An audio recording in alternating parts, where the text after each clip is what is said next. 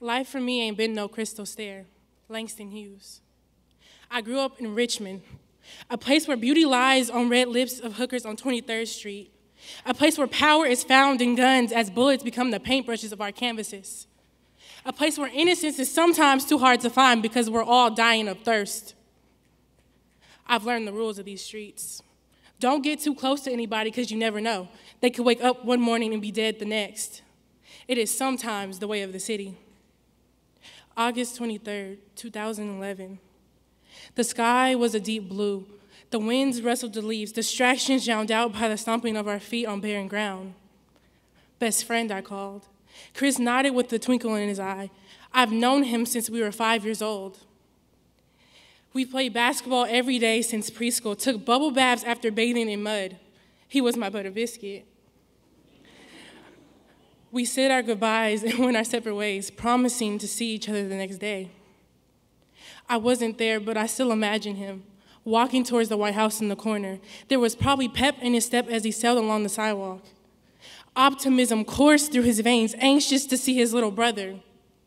A black car drove by. Roses bloomed from a garden of gun smoke. 2 thorns pierced his chest, 1 entered his lungs. He laid on the ground, his life fading as the blood drained from his body. Later that day, I got a call saying he was shot in a drive-by. He was my best friend. He was like my little brother.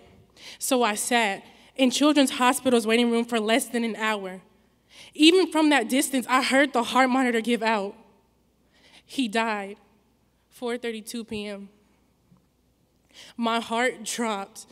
Feelings of abandonment layered on top of scars of sorrow. I've known him since we were 5 years old. 3 years later, I bring new tulips to his grave. I still ponder on unanswered questions. Why does this always happen in Richmond? Death is constantly around the corner waiting to claim his new victim, and it had to be him. The kid always ready to laugh, with the chuckle of an old man in his wise 10-year-old heart.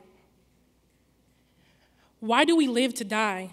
Why do we waste away on street corners, selling drugs, letting our bodies be abused as if we have no worth?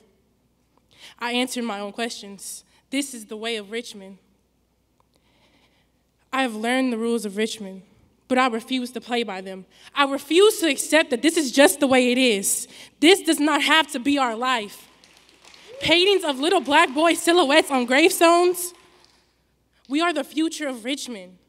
Every time a child dies, part of our future goes with them. We are passed down problems before we are old enough to comprehend them. Now it's our job to fix them, to build a city where death will be too hard to find, love will be inevitable, power will be found only in our minds, not in trigger-happy fingers.